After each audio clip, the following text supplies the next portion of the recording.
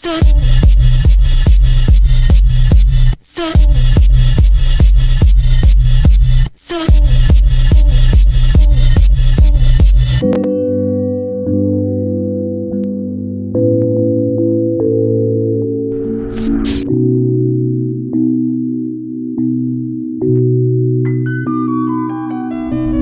yo, what it do? It's your boy J. Lou, and you guys are just in time for something new. Alright, so in this video, what I'm going to be doing is covering the white gold Torino Pro. I know a lot of people have a lot of questions about this. Now, me personally, I'm going to nickname this one the OVO brush, you know what I'm saying? Because at the end of the day, it just gives me that feel. But let's not waste any time and let's just jump straight into the review. Alright, so when it comes to this brush, as you guys can take a look at it, just the finish on this brush is simply amazing. You know what I'm saying? As you can see, it has the white glossy paint to it, and then the logo has an accent of gold to it.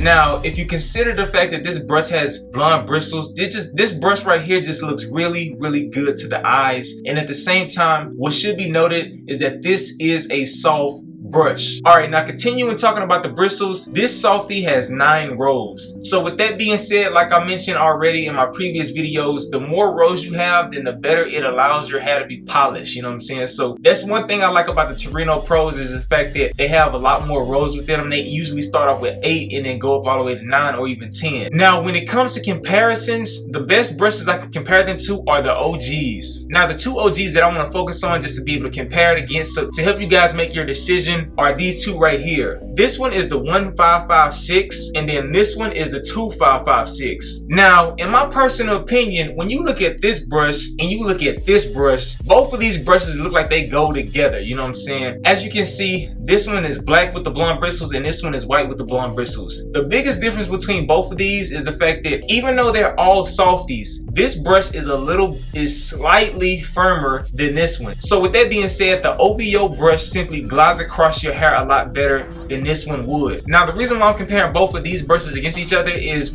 also when you look at the bristles, the length of the bristles on these brushes are the exact same. So that definitely helps me be able to determine which one is softer, you know what I'm saying? The pull on every single brush that BK makes is there, you know what I'm saying? You don't have to worry about pull, but at the same time, he makes his brushes with pull, but with the ability to be able to lay your hair down. So when it comes to comparisons, this one is a little bit firmer and then this one is just slightly softer than this one. Now, when it comes to the second OG, a lot of people call this one the Gray Mamba. When you look at the bristles, as you can see, the bristles on the Gray Mamba brush is slightly longer than the bristles on the OVO brush. Now, the reason why I'm pointing this out is another thing I told you guys in the past is that black and brown board bristles are a little bit firmer than the blonde bristles. And keeping that same logic, this one is slightly firmer than this one right here. So when it comes to softness, the OVO brush is the softest out of all of them. But one thing I want to point out is the fact that because this brush has longer bristles, this brush has way more pull when it comes to using it on your pattern, you know what I'm saying? So that's just something to consider when you're trying to buy all of these different brushes and everything like that. But I want to focus on the OVO brush. So with that being said, if you make a decision to cop this brush right here, what you will be able to look forward to is the fact that you'll have a brush that will be great for finishing your sessions off. The reason why I say that is you typically want to finish your session off with a soft brush or a plastic bag or even your hands. But when you have a brush like this, it's really great because what it does is it coats your hair with the sebum that has been produced from a medium brush, you know what I'm saying? So if you use the hard brush and a medium brush and everything like that to distribute the natural oils in your hair, you want to use this brush to be able to bring out that natural shine and coat every single strand of your hair. Now, in order to achieve that shininess and that soft look,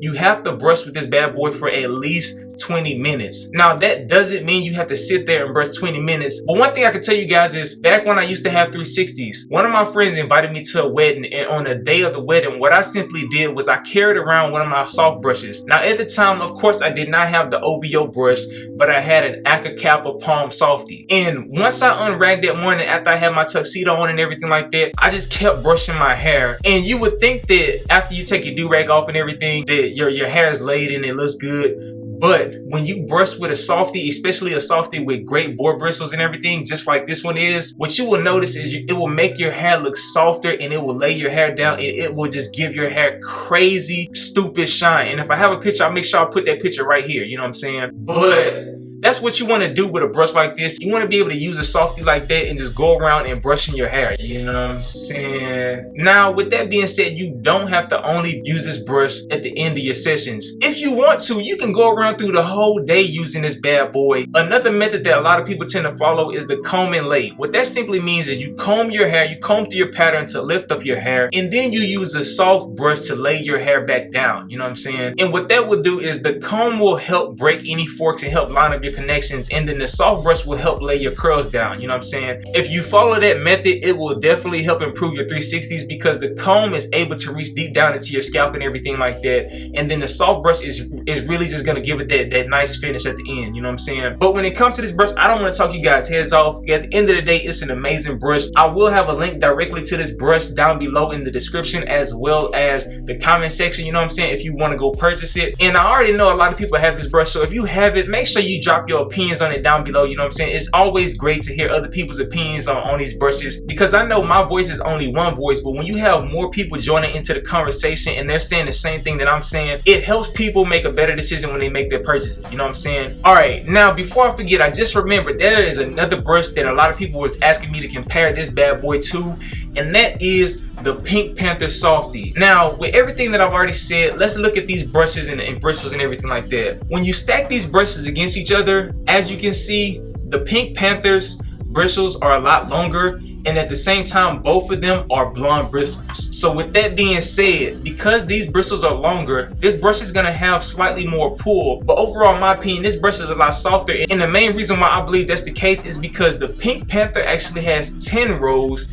and this one only has 9. You know what I'm saying? So, and with that being said, this brush right here is a really great polishing brush. I prefer polishers like these brushes that have pull, because as a waver, you want a brush to be able to pull your strands, so every time you're getting a brush session in, is giving you the progress that you're looking for. You're getting better connections, and at the end of the day, if you are trying to get flawless waves, brushes with pull are the best brushes to use. So with that being said, it's your boy J Lou. I don't want to make this video very long, but I appreciate every single one of you guys that watch these videos. What I'm gonna try to do is get to single reviews of all the other brushes and everything like that, so make sure you drop that like button. At the end of the day, it's time to turn up. It's 2018, the year of the dawn. Let's get it. With that being said, I hope you enjoy your day. Salute. Come brush with me, ayy, do what I do. Lou is the name, I'm so off the chain. Torino is the brush, do wet wood grain. Brush a wave, I have something. Brush a wave, I have something. Brush a wave, I have something. Brush a wave, I have something.